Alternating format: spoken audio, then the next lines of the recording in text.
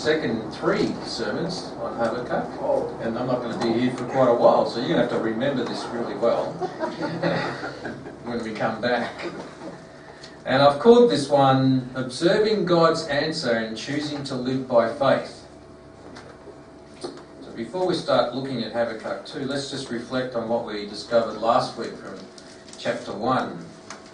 You might remember Habakkuk was having a dialogue, we call it a prayer, a dialogue with the Lord, and he had a complaint. He was broken-hearted over Judah's sin and unfaithfulness, and it seemed to him that the Lord wasn't doing anything about it. Remember that? And he called out, how long are you going to let this keep on happening? How long are you going to let him keep sinning? And remember, he said, violence, Lord, I'm sick of the violence. Get rid of the violence. And then the Lord answered him. And really importantly, the Lord answered his questions. He answered him by assuring him that he knew, that's God knew, what was happening in Judah. In fact, he also said there will be consequences for their sins. And then he gave him this strange answer that really puzzled Habakkuk.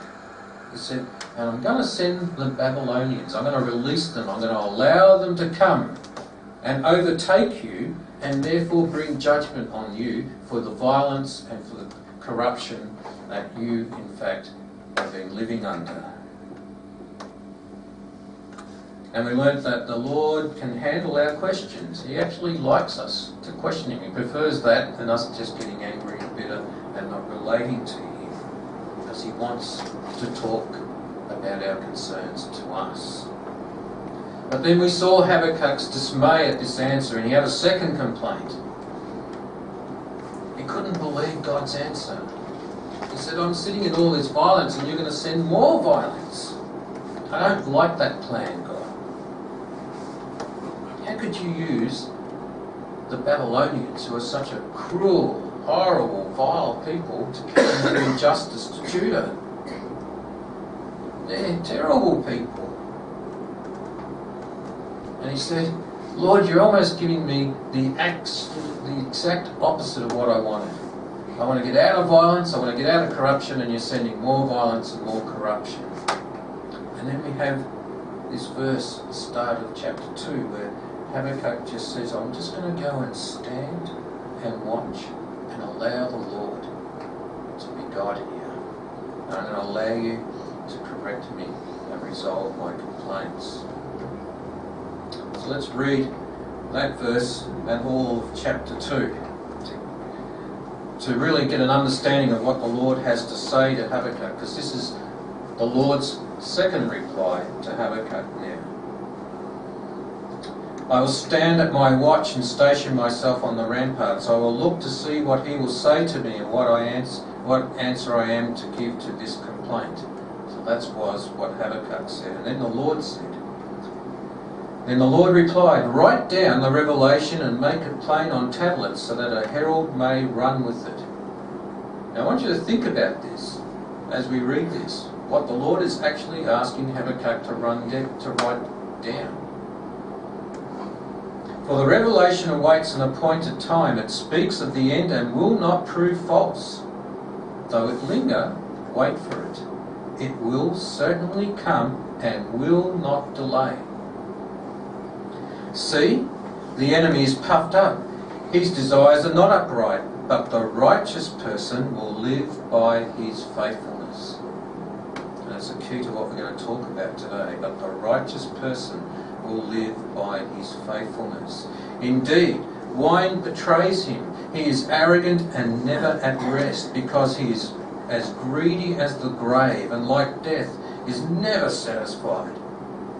He gathers to himself all the nations and takes captives of all the peoples. Will not all of them taunt him with ridicule and scorn, saying, woe to him? And I want you to take note of the woes. We're going to talk about the woes today. Woe to him who piles up stolen goods and makes himself wealthy by extortion. How long must this go on? Will not your creditors suddenly arise? Will they not wake up and make you tremble? Then you will become their prey. Because you have plundered many nations, the people who are left will plunder you. For you have shed human blood, you have destroyed lands and cities and everyone in them. Woe to him who builds his house by unjust gain, setting his nest on high to escape the clutches of ruin. You have plotted the ruin of many people, shaming your own house and forfeiting your life. The stones of the wall cry out, and the beams of the woodwork will echo it. Woe to him who builds a city with bloodshed and establishes a town by injustice. Has not the Lord Almighty determined that people's labour is only fuel for the fire, that the nations exhaust themselves for nothing? For the earth will be filled with the knowledge of the glory of the Lord as the waters cover the sea. Hallelujah for that. Woe to him who gives drink to his neighbours, pouring it from the wineskin till they are drunk, so that he can gaze on their naked bodies. You will be filled with shame instead of glory. Now it is your turn. Drink and let your nakedness be exposed. The cup from the Lord's right hand is coming around to you, and disgrace will cover your glory. The violence you have done to Lebanon will overwhelm you, and your destruction of animals will terrify you. For you have shed human blood. You have destroyed lands and cities and everyone in them. Of what value is an idol carved by a craftsman, or an image that teaches lies? For the one who makes it trusts in his own creation. He makes idols that cannot speak. Woe to him who says to wood, come to life, or to lifeless stone, wake up. Can it give guidance? It is covered with gold and silver. There is no breath in it. The Lord is in his holy temple. Let all the earth be silent before him. I remember when we first became Christians, I remember Merrill Smith saying to us, when you read the Old Testament, you'll read a lot about blood and guts and gore and things like that. And I reckon this is one of those passages that describes a lot of those things about the Lord's wrath and the Lord's vengeance, but it has a real purpose.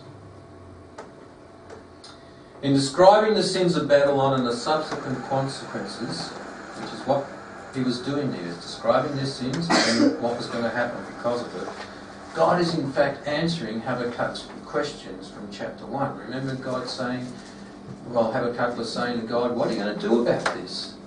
And here we have God saying, I'm sending the Babylonians, and yet I know that amazed you and dismayed you, and you're worried about that, but look what's going to happen to them.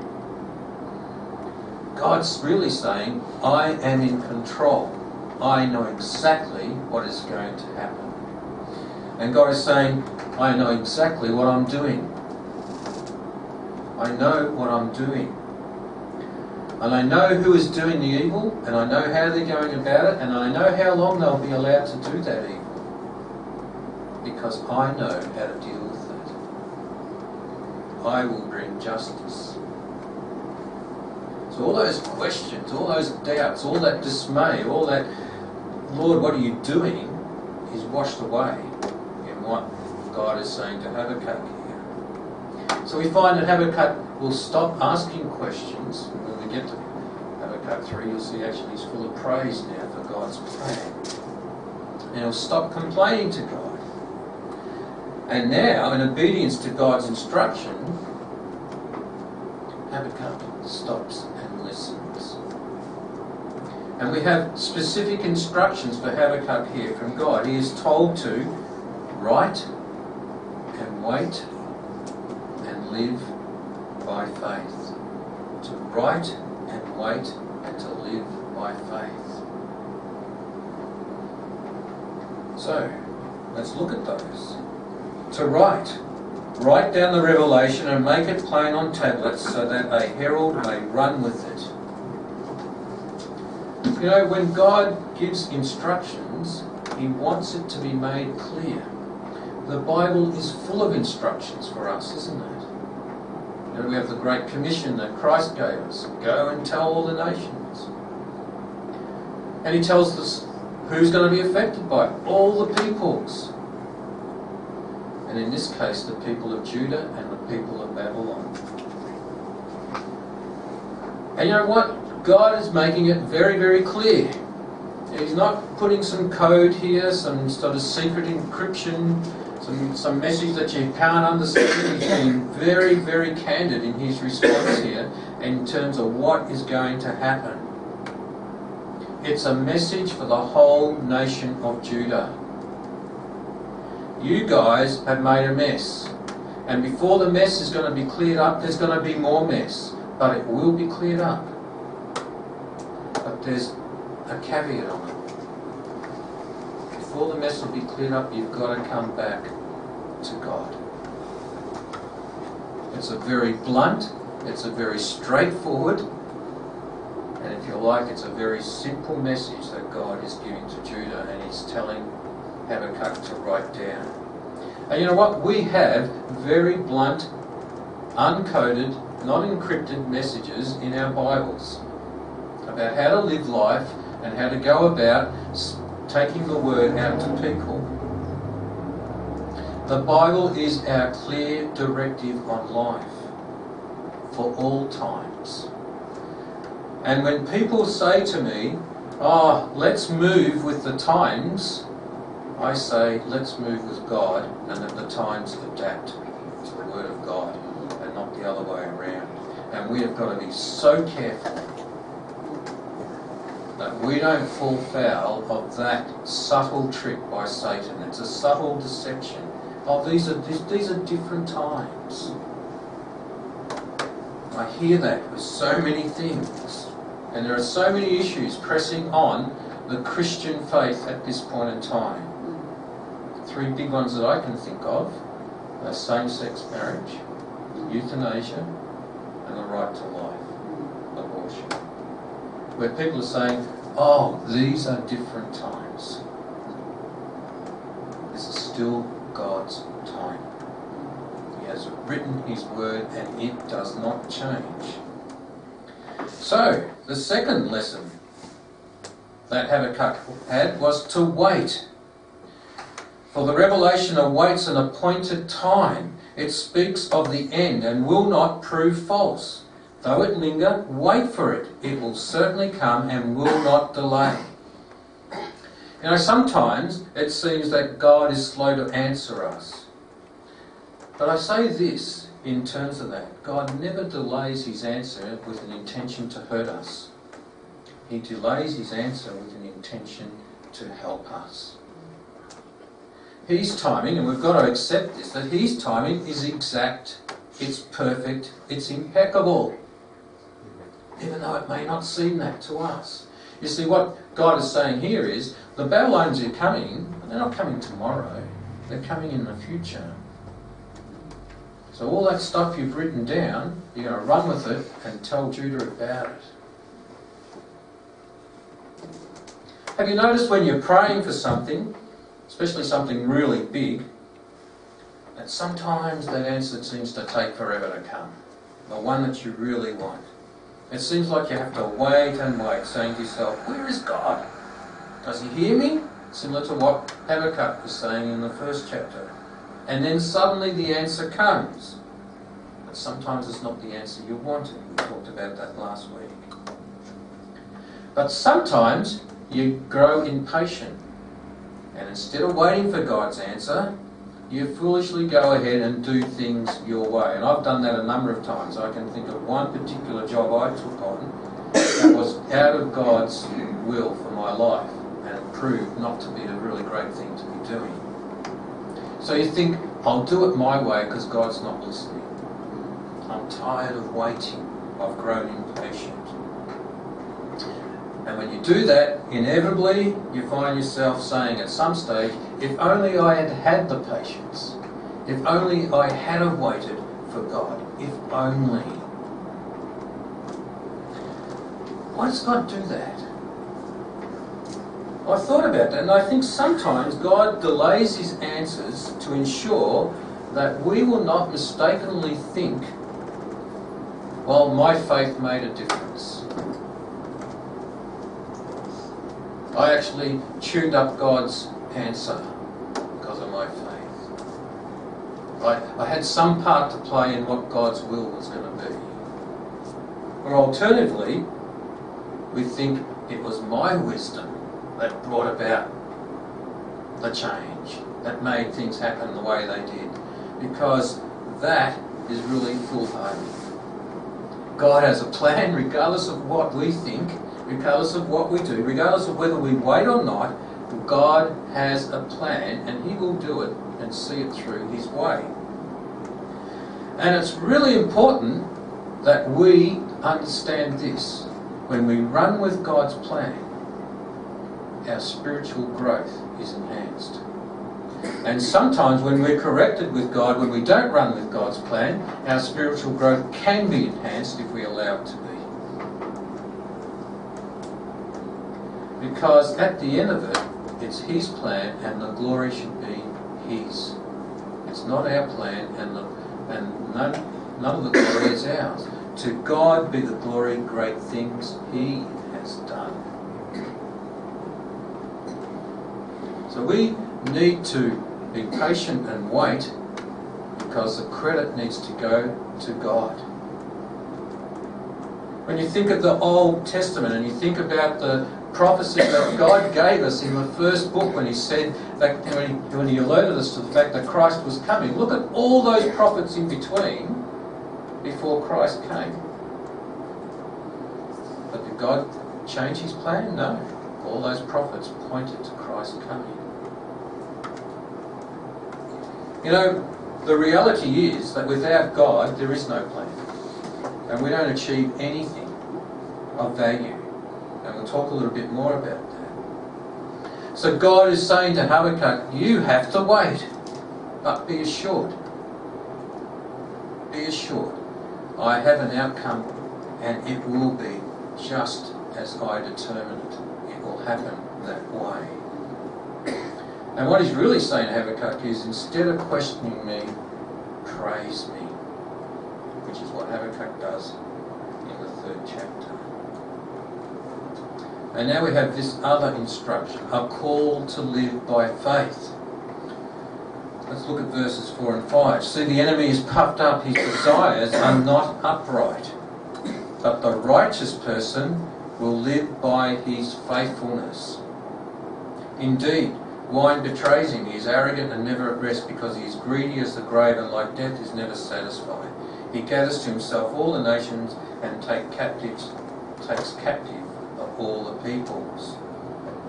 The he here refers to Babylon's king, Nebuchadnezzar, who personifies all the evil.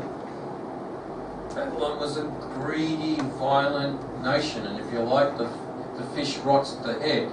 It started rotting because of Nebuchadnezzar and because of his desires, because of his greeds. So God gives Habakkuk and the nation of Judah an instruction on how to act when this terrible nation will run them over. It's going to happen. So God's saying, if you want to survive that time, this is how you do it.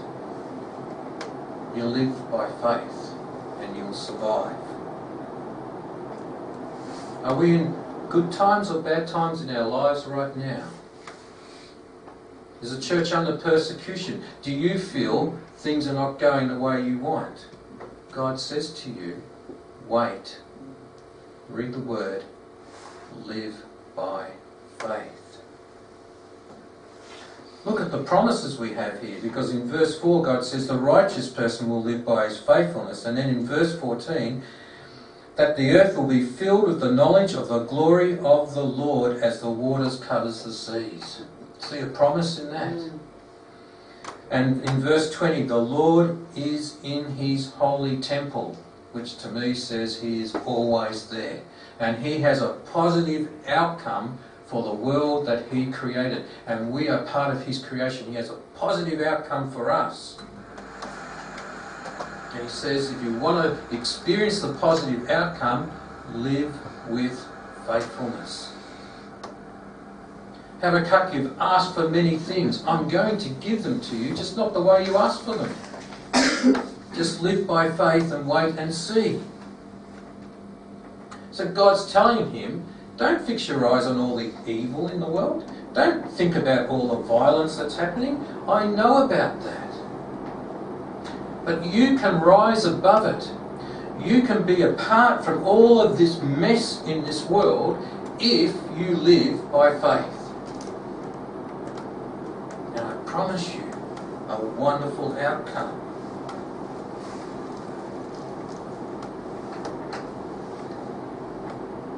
But I think God also has a purpose for those who live by faith.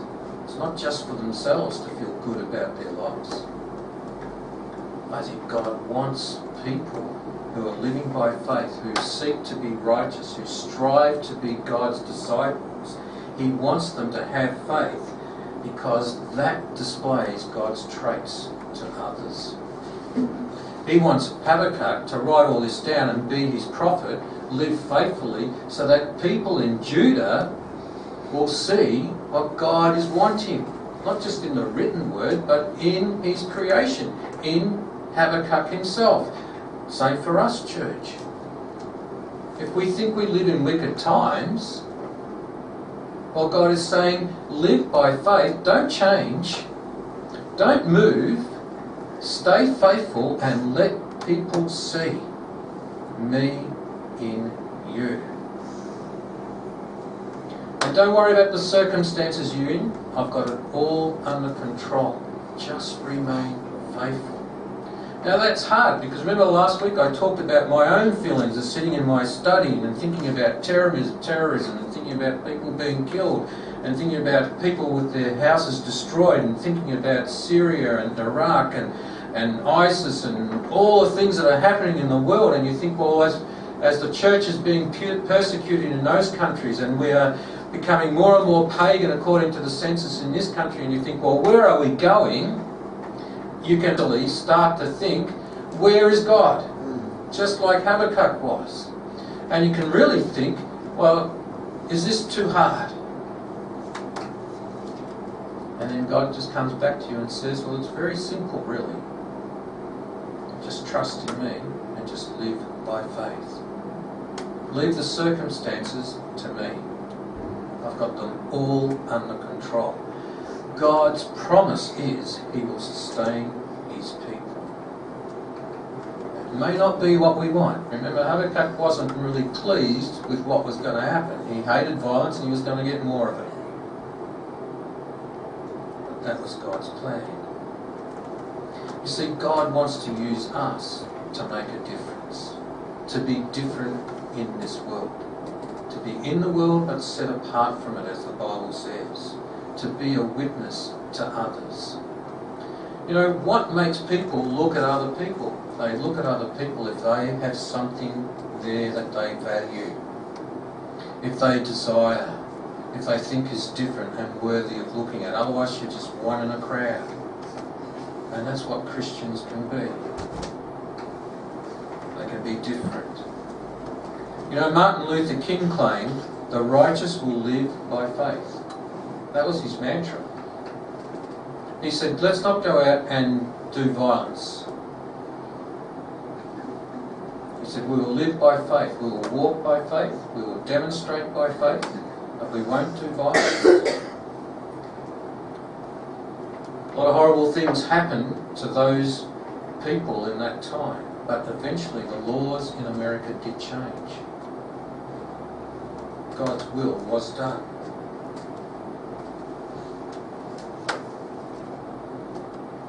So God is saying to us, trust me, I have a good plan. It mightn't seem like everything's going really well, but I have a good plan. And just like the prophet, we are to walk by faith and look forward to when Jesus comes again. Remember that promise? The earth will be filled. You know, we'll be out of the messy world then. Whether we're alive at that time or not, there is that promise that Jesus will come again. But in the meantime, we're called to be his disciples and to impact on others. I was listening to the radio last night and I heard somebody talk about this verse as being a mantra for their lives. Matthew 6:33. Seek ye first the kingdom of God and his righteousness, and all these things shall be added unto you. What are we seeking in our lives? Are we seeking God and His righteousness? Are we willing to live by faith, or are we... We have a choice. We have a choice on how to live. We know what's right, we know what's wrong, and God allows us our will, and we have a choice. And doing it His way actually removes us from the messiness of the world. So then God says, well, this is what's going to happen to those who mess around with my world. And He gives us these woes that are going to happen. And He says, well, these are the things they're doing wrong, and this is what's going to happen when you do these things wrong. So Habakkuk's busily writing it all down so that people can know all about it, and we're going to look at it today. And as we read these, understand that we have a choice. And it's not the first time that God gives us that choice. Have a look at Joshua when he spoke to the people of Israel. And he said in Joshua 24:15, "But if serving the Lord seems undesirable to you, then choose yourself this day whom you will serve. Whether the gods your ancestors served beyond the Euphrates, or the gods of the Amorites, in whose land you are dwelling. But as for me and my household, we will serve the Lord." A choice. Elijah addressed Israel with, "How long will you waver between two opinions? If the Lord is God, follow Him. But if Baal is God, follow him." A choice. Jesus Christ put it this way in Matthew 7:13-14. "Enter by the narrow gate, for the gate is wide and the way is easy that leads to destruction. And those who enter by it are many." What a shame that is. "For the gate is narrow and the way is hard that leads to life." Life eternal, we can read there. "And those who find it are few." And how sad that is. And how reality it is in the nation we live in right now. You see, Jesus is explaining that the wrong way is the easy way in this life. It's wide and easy, while the right way is the narrow way. And it's a bit harder. In fact, it's a lot harder. You have to live in the mess, but be apart from it. And the pity is that many make this choice, the same as the Babylonians did. The same as Judah had. They make the choice to go down the easy path, the one that looks attractive.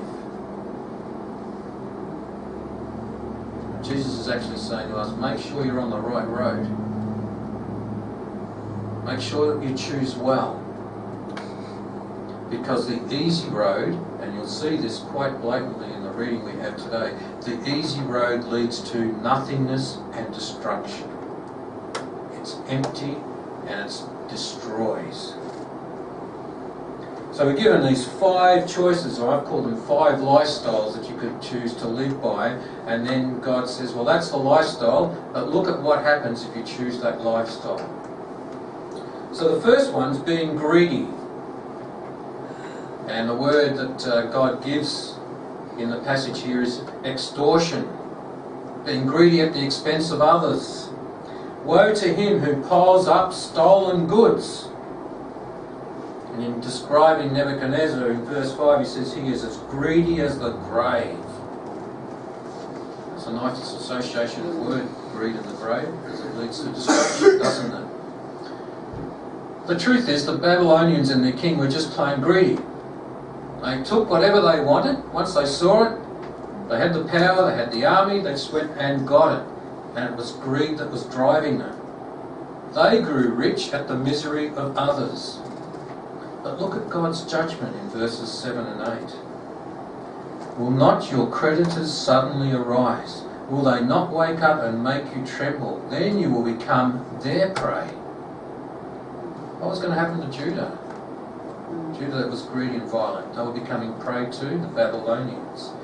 And now the Babylonians, somebody will prey on them. "Because you have plundered many nations, the people who are left will plunder you. For you have shed human blood, you have destroyed lands and cities, and everyone in them." The fact is the Babylonians would have got away with it for a long time. And nobody seemed to be strong enough to stand up to them. But I read in here, they cannot stand up to God. That easy road seems so attractive. Just be greedy, just take whatever you want. But let's remember this. God is there in his temple, in his tower, in the world, always. And God will allow what you have falsely taken to be taken away from you.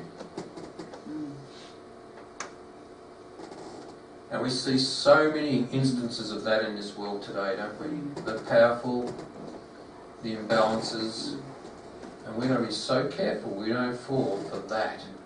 Greed. The second one, being full of your own self-confidence, arrogance, is a woe. Woe to him who builds his house by unjust gain, setting his nest on high to escape the clutches of ruin. I take that to mean the city walls of Babylon. They felt invincible behind their own city walls, behind their shields with their spears and their swords. They felt like they could protect themselves. They could just go and do whatever they wanted because they believed they were invincible. But look at what verse 11 says. The stones of the wall will cry out, and the beams of the woodwork will echo it. It will be destroyed. And we know that many years later, Belshazzar was the last king of Babylon. And his kingdom was taken from him and was divided between the Medes and the Persians. It came to an end. The most impressive, strongest nation of the time, their walls could not save them. Their army could not save them. You can't shore up anything in this life except your faith. Because it can all be taken away by somebody who's more powerful and stronger than you. And inevitably, you'll grow old and somebody will be more powerful and stronger than you. The third one, being violent and bloodthirsty. Woe to him who builds a city with bloodshed and establishes a town of injustice. I think God really hates those who build an empire of bloodshed and violence. Why do I think that? Because I haven't seen one that survived. There's been many powerful empires in the past that have built themselves up on bloodshed. Just go and slay the opposition. But not one of them survived. And in verse 13, God says, these nations exhaust themselves for nothing. I can't remember a war that seems to have actually achieved much in the longer term. When I think about the Second World War, I think that most of the Allies have become our enemies, and most of our enemies have become our allies now. It just seems to have all flipped around so much. We love Japan, we love Germany. We don't like Russia. When you put it all there, you see that just leads to nothing. And then God provides that great promise in verse 14. But the earth will be covered with the knowledge of the glory of the Lord as the waters cover the sea. There is a time of hope. Jesus will return. And how was Jesus treated when he was on the earth? He was rejected and crucified. His blood was spilt. And in that day, when Jesus comes again, greed and violence and terror and threats and abuse and immorality and perversions and blasphemy will be gone. It's hard for us to believe that today, isn't it, as we sit in this mess that we call a world. And it's not all messiness. There's lovely parts to our world, but we see a lot of mess in our world. We're a bit like, I feel I'm a bit like Habakkuk today. I see a lot of the messiness. God promises us a new world, a new heaven and a new earth, a pristine world. And hallelujah, and thank God for that. The fourth one he puts here is living immorally. Woe to him who gives drink to his neighbour, pouring from the wineskin till they are drunk, so that he can gaze on their naked bodies. It's interesting that God puts alcohol and nakedness together. I take that nakedness to be sexual immorality. And God promises that he will bring a change and a judgment to those who are immoral. Look at verse 16. You will be filled with shame instead of glory. You know, all this partying, all this wonderful time you're having, you'll be ashamed of it. Now it is your turn. Drink and let your nakedness be exposed. The cup from the Lord's right hand is coming around to you, and disgrace will cover your glory. You think it's all wonderful. You think it's all going wonderful and you're having a great time, but you will feel disgrace. You will feel shame. And I think about the culture of the postmodern society that we live in, where it's all about me. And it makes me reflect on the fate of our society due to its accepted new norms. Alcohol, drugs, sexuality, immorality. Don't worry about God. Don't worry about his instruction. Where is it going? Well, if I read what I'm reading here, woe to us. Woe to this nation. Woe to those who allow their culture to be changed to be immoral and denigrating. They're not my projections. That's what God is saying. Where did Babylon go? To nothingness. And the fifth one he puts here is worshipping idols. Woe to him who says to wood, come to life, or to lifeless stone, wake up. God is saying you can put idols there, you can pray to any other god you want, but nothing is going to happen. There will be no breath in it. You know, our idols don't only be idols such as other gods. Money, power, greed, lust, whatever it is, they can all be idols in your life. And you can be full of confidence about what you're doing, but God is saying here, it will end. It will come to nothing.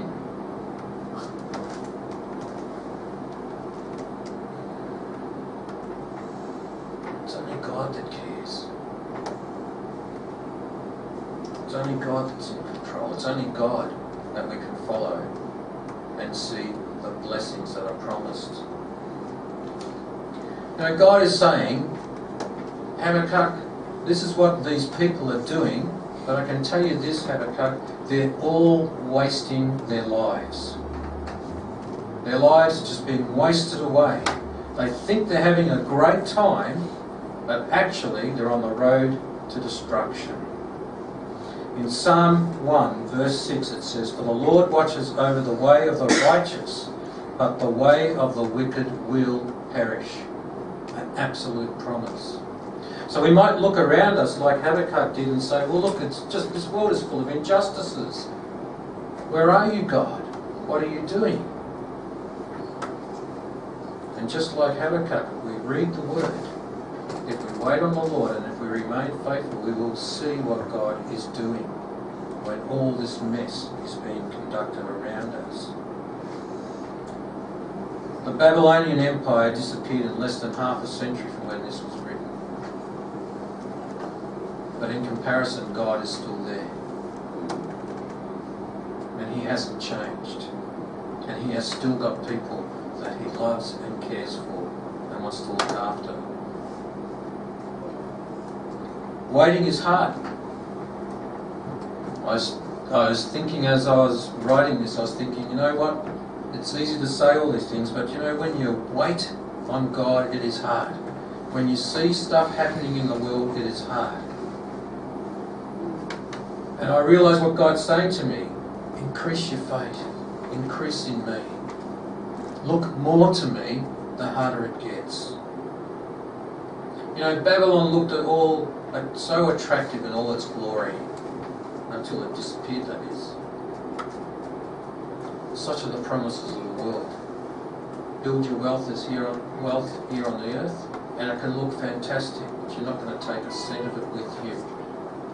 It will all go away. Even this world will disappear as we know